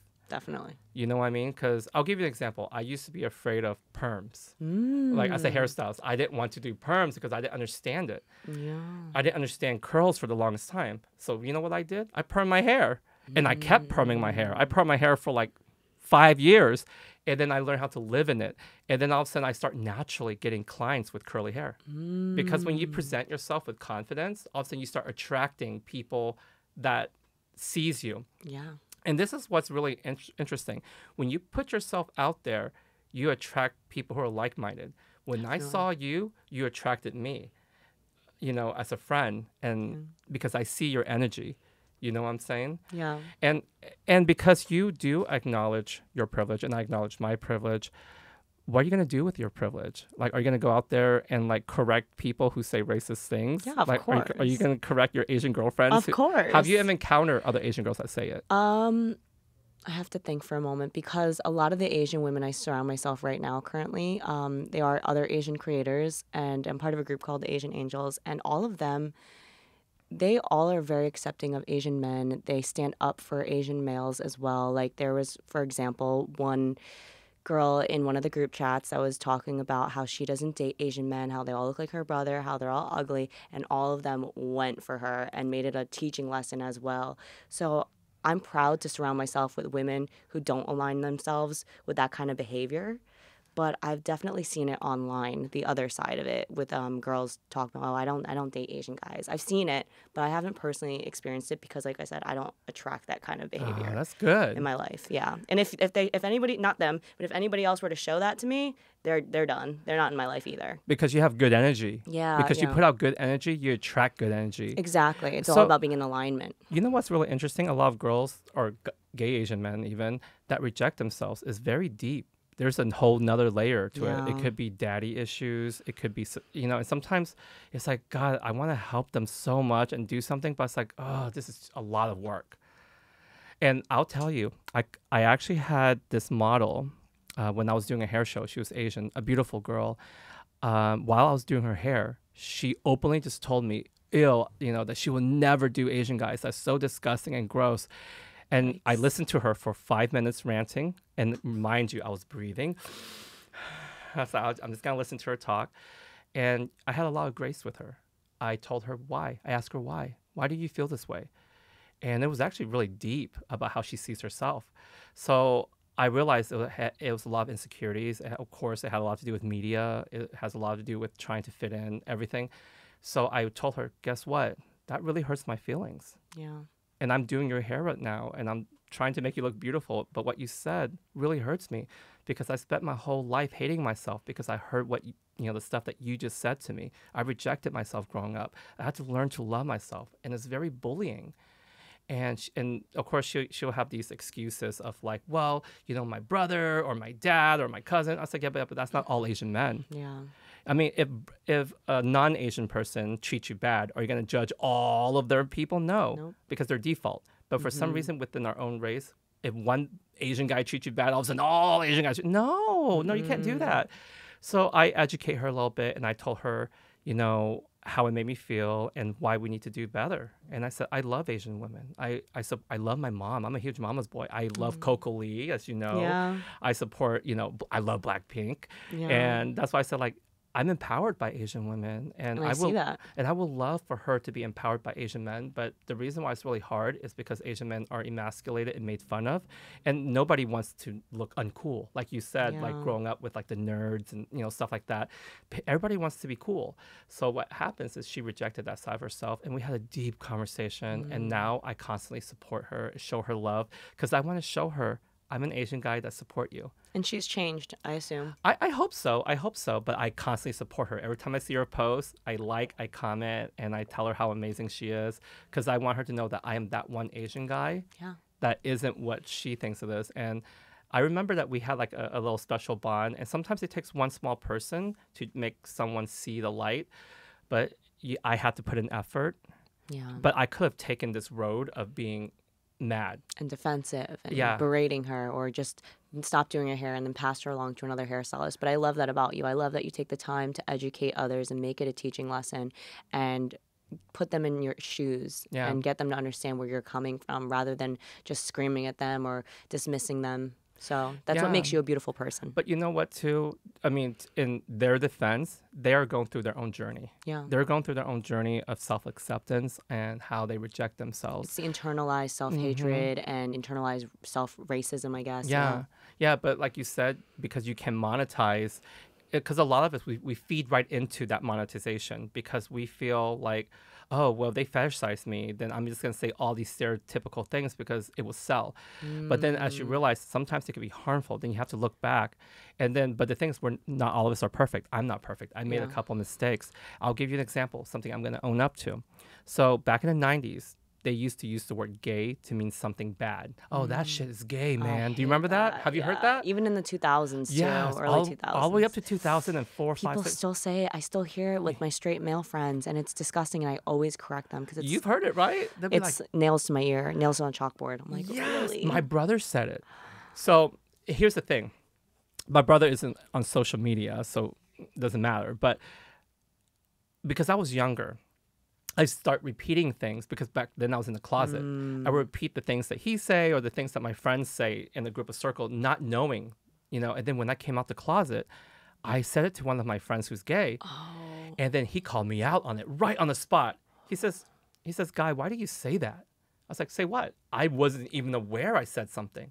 He goes, you're gay, and you just used the word gay to mean something bad. And I go, I did? Oh my God, I did. And I took all accountability. I acknowledged what I did, and I never did again. And I told myself, I'm going to use myself as an example of what not to do, because we all need to set an example and also acknowledge that we all are imperfect so we could do better. Definitely. Because I'm not perfect. It's okay. but it's how we move forward with it. Of course. Have you noticed that anyone that owns up to it, they're able to move forward you're and able be to move better. forward? It's always the one that gets defensive. They go backwards. And I go like this, but why are you so defensive? Yeah. Because if you're not guilty, why are you so defensive? Because it doesn't take that much work to say, hey, I'm sorry. Yeah. I'm going to do better. Oh, I didn't know. You Oh know my what's gosh, I feel sexy? horrible. What? Vulnerability and taking accountability. That's the sexiest thing. Oh, talk dirty to me. Vulnerability. I'm sorry. I was wrong. I hold myself accountable. Yes. I am responsible for my actions. I acknowledge everything I've done to you. I'm sorry for hurting your feelings. Yes. Yes. Can you forgive me? Yes. I want to make my wrongs right. I want to make you happy. How can I be a better person? How? What can I do? How can we move forward? I want to move forward with you and do better so the world could be a better place. Let's work together. Let's work together.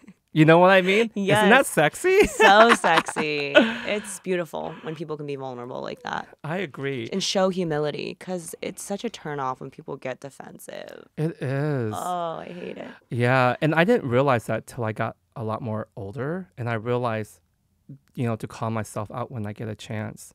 Yeah. And I'm so glad that I'm able to have, Tang Talk, this podcast, to have these conversations, because I don't want to be in the box.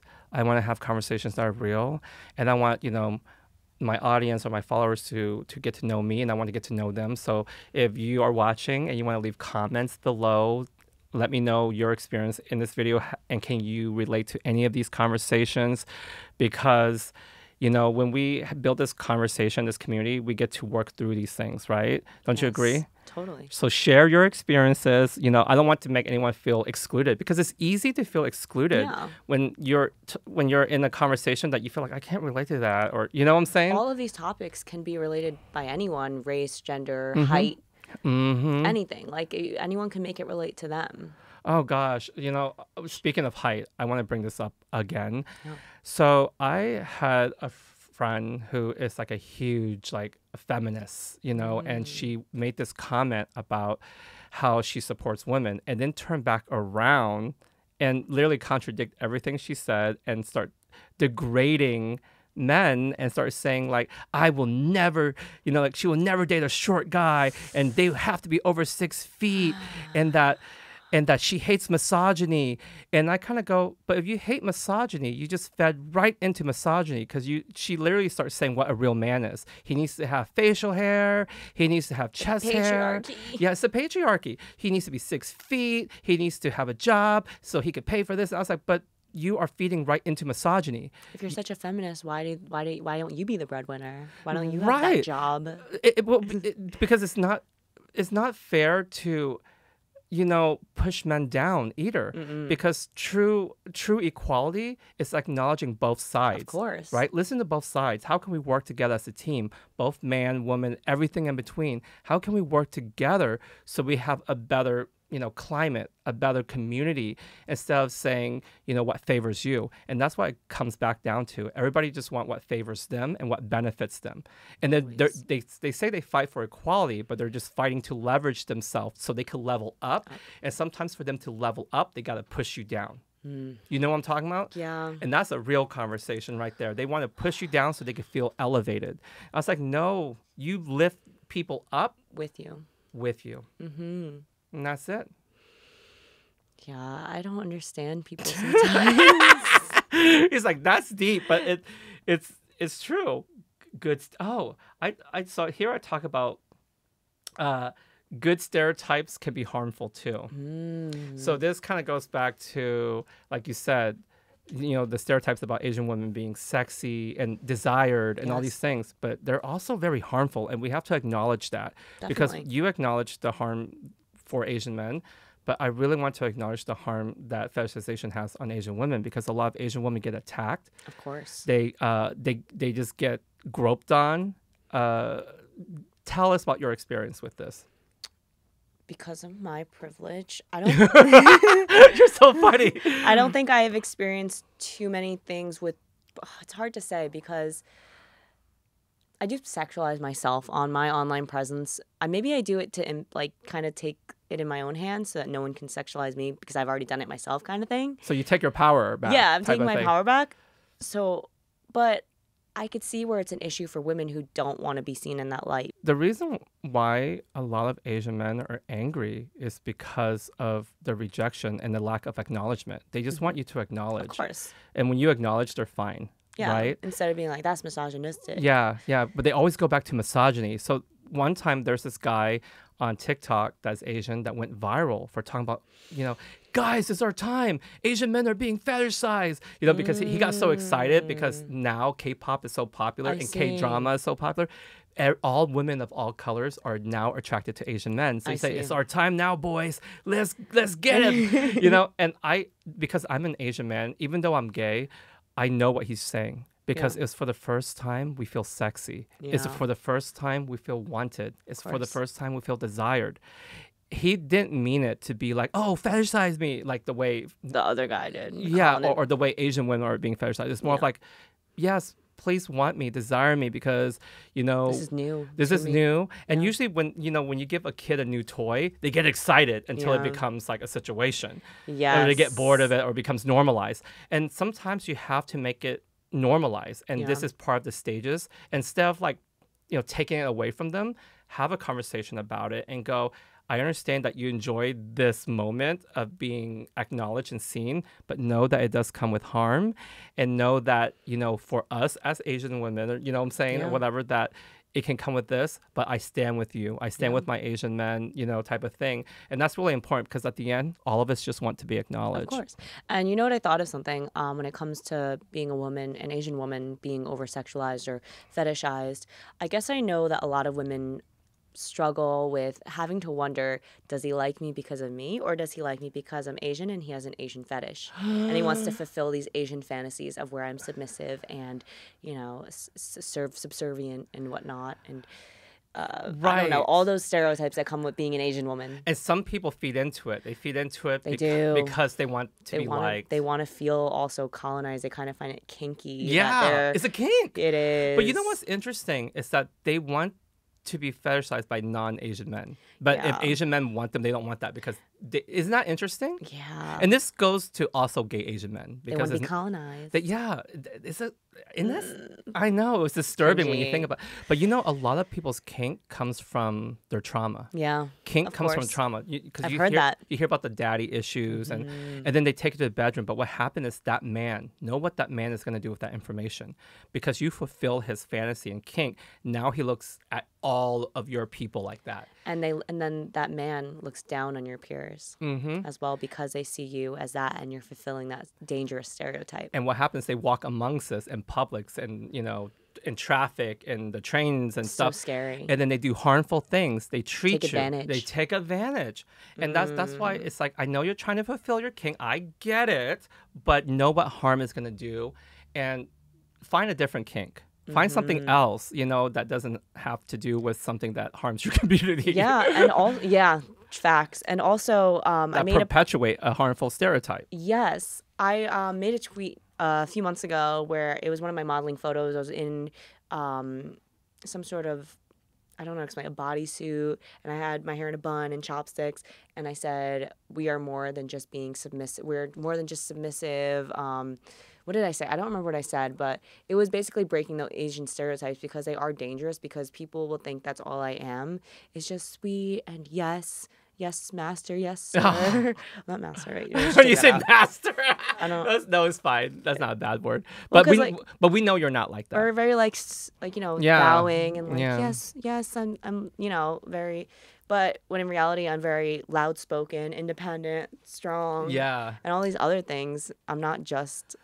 Well, I'm not even those things at all. No, well, because a lot of straight men in the U.S., they are so bothered by strong women. Have you noticed that? I was just about to say that. They hate strong women. They're like, oh, that's what's wrong with society today. These women, they want to be independent. I love strong women. Yeah, me too. And I always tell you that. You notice that with gay men, we love our queens, our divas. We love Mariah, Celine, Whitney, Ariana Grande, Christina Aguilera. We love our moms. There's something about that. And I always choose female characters in video games all my life. And I was shamed for it because people bully me and say, you're choosing these weak characters. And so when I was a kid, it was hard for me to want to choose the female character because my guy friends would judge me for choosing the female character because you're supposed to be a man. And this is where misogyny becomes very harmful. It's because you feel like you have to do all these things because, there's all these stereotypes with being a man, like boys don't cry. And it's so annoying because growing up my whole life, I cry a lot, right? I'm emotional, but I was told not to cry. And every time I cry, I get spanked. And I was told that I can't like pink. And that's why I want to have pink lights beside me and blue lights beside you because boys are blue and girls are pink. There's all these genderized roles. And I want to break out of those conditions, right? Because the only conditioning I need is in my hair. Yes. Okay, I only need conditioning in my hair. Deep mask conditioning. Yeah, deep mask conditioning. I don't need any type of social conditioning, social constructional conditioning. Don't tell me who to be. constructs here. No, only conditioning for my hair. But you know what I mean? And that's where, misogyny becomes very harmful. But at the same time, like I said, because I have to spend my whole life proving my masculinity because I'm an Asian man, that's why in my music videos, every single one, like my More To Me album, when I launched that album, my first single, Quit On This, I was singing in the rain with my shirt off, showing my body. I also want to show interracial relationship between an Asian man and a white female in the video because that breaks that barrier and the stereotype that Asian men can't get, with non-Asian women. And also that female represents like an ex-girlfriend of mine because I used to be in the closet with a woman. And that's why Quit On This means a lot to me. It was my story that I wrote for my ex-girlfriend. And then my second single, I had Tell Me It's Over. And you could literally see my body in the spaceship. And I was like showcasing my power and strength because I want to show people that we can be sexy, we can be strong. And you can see it all over the music video. You sent me a clip months back about that K-pop. Was he a K-pop star with his shirt off? He was on stage, he was performing. And we're like, isn't it crazy that Asian men have to do all that just to get the slightest bit recognition? When meanwhile, some, I don't know, non-Asian person can just use their talent and that's what they'll be recognized for. They'll do the bare minimum. The bare minimum. Yeah. They could sing with the turtleneck on and they'll still get recognition. But Asian men have to work so much harder to be recognized. An Asian man have to do the most to even get a little. That's right? so sad. And actually through, I think there's an analytic and statistic that says this too. They say Asian men have to make $250K more to be equal to, right? To be a non-person of color because women see, a non-person of color more attractive versus an Asian man. So an Asian man has to make much more money just to prove himself as a provider. Yeah, because they see money as attraction, and that's kind of sad. So it shows like I'm over here having to have the 8-pack, a 12-pack to be seen as sexy. I have to be ultra sexy, and that's why I objectify myself because I know this is that first step we need to do to break the stereotype. Yeah. And even in my music video, Silent Treatment, I was completely shirtless throughout the whole music video. And my whole entire first album, my other song, More To Me, I was shirtless. Like every single song, literally, I was shirtless. And it wasn't until I hit my second album, 1981, then I really want to pay homage to the 80s because I love Michael Jackson. Yeah. And I love, Madonna. I love all these. Was a great time for music. Yes. I have my song Dead to Me and I put my clothes on finally. And it was a whole different atmosphere because I want to show people that I have talent too, that I can sing, that I can write. And a lot of people don't realize that. They were making fun of me. And again, I remind people I'm not going to quit because this is who I am. Of course. And 6 albums later, I'm still making music. Yes. And my new album that's coming out, that I'm working on, is coming out next year. I can't wait for you to hear it. So excited. It's my most personal album yet. Again, I write all of the songs on my new album. Yeah. I co-produce. I do all the harmonies and background vocals. Amazing. And I thank you for supporting my music. Of course. That means a lot to me. Your music is amazing. Thank you. So and they're deep. It's easy to support because it's so good. Thank you. Deep, it's catchy, it's beautiful, all of it. I love it. And you know what's sad but also interesting but also amazing is that you doing all of your music videos shirtless for your first album has given you that platform to be able to show off your real talents without having to do all that. And now you have this platform where you can have real conversations that are needed. You know what I'm Yeah. saying? Like it all connects and it builds so that you reach wider audiences, so that you can bring attention to issues. A lot of people who weren't Asian, when they watched me do music for the first time, they didn't know. And I don't blame them, because if they're in a position of privilege, they don't know. Of So you course. can't blame people for not knowing. So I wasn't mad. But a lot of them saying, why is he selling his body? Why is he taking his clothes off? What's he doing? He has talent. He does such good hair. He doesn't need to be doing this. What's he doing? This is bad marketing.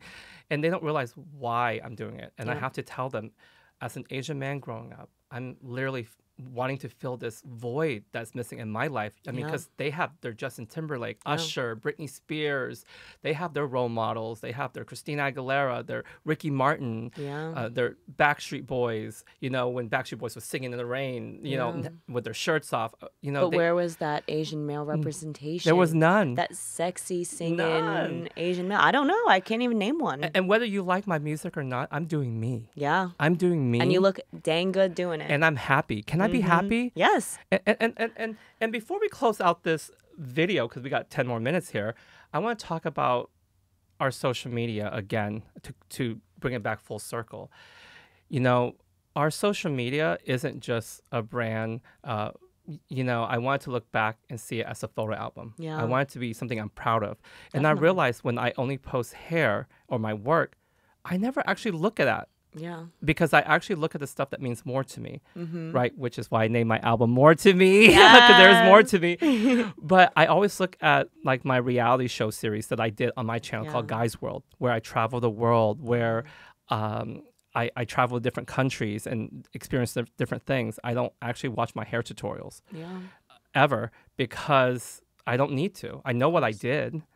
You know, I know what it looks like because I did it. But the ability to go back and see you travel the world and try different things and experience different cultures, that's what you want to be able to see. And I want to look back at my music because I wrote it. Yeah, be proud of that project that you did and have those memories on set and what you felt while you were writing those songs. There's so much that goes into it that you're able, just by watching that music video, so many memories must pop up for you. And that's why with our platform, mine and yours, having this podcast, like when you want to put this on your platform, people get to see a different side of you, a more vulnerable side, more real side. And that can be very scary. Are you ready for that? Oh, heck yeah. I'm tired of being that Asian bimbo that shakes her butt for attention online. And you're not a bimbo to me. You're not. I know like the world might see that, but you're not to me. You're a strong, beautiful woman that I love having as my friend, and I enjoy spending time with you. You have such a good heart. And I feel the same about you. I am so grateful for all the experiences you've shown me and the deep conversations that we have and the support that you give me. And you're always hyping me up online and offline. You're always empowering me. So that means so much to me because I haven't had someone like that in my life before. Thank you for allowing me to be vulnerable, real, and having real conversations with you, with a audience of ours, because being vulnerable is scary, and it's about taking ownership of who we are and be able to share our authentic selves, because everything we're doing, we're acknowledging issues that we have growing up in society and how we want to be better. And that's the thing, you if you're not doing anything wrong and you're being authentic with yourself, if you're not harming others, you know, you're not going to be cancelable. Yeah, You know exactly. As long as you are being true to yourself. Yeah. Yeah, and doing something you're proud of. Of course. You know, but I guess some people are proud of doing horrible things to people. Yeah. But that's the flip side. Yeah, that's not what we're talking about. Yeah, but somebody, you know, will help them. Anyway, that's why we're here to make a difference. But with that being said, if you want to follow Christie, McFit, I'm going to leave all the links below in the description and everything, from her TikTok to her Instagram. Show her some love because she is a sweet person and she goes beyond what you see on social media. Give her as much love as you can. Like this video, comment, hit that bell to subscribe below. And also follow me and my music on Spotify and Apple Music and my Instagram. All of it will be below. You'll be jamming it out to it in the car like I do. Anything else? And in the gym. you want to say? Thank you for having me. It's been an amazing conversation. I always have amazing conversations for you. Before we started filming, we were just going through a million conversations. We're like, oh my God, we should save it for the podcast. Put us in separate rooms. Because the conversations always get deep and real with us. We spent like 12 hours together at like the Korean spa. Yeah. And then we went out to eat like hot pot right after that. Yeah. And we were still talking nonstop. Yeah. It's because I see you. I love your energy. And you're the realest person I think I've ever met. Oh, wow. That's a huge compliment. Period. Thank you. It's so true. You know, it takes you going through trauma to really want to make a difference. I want to want recognize others who have been through some traumas as well. Yeah, to recognize that, filling that hole and having grace with people. Yes. So with that being said, all the links are below. And thank you for your love and support so much. It means so much to me and Christy. And we'll talk to you soon. Bye.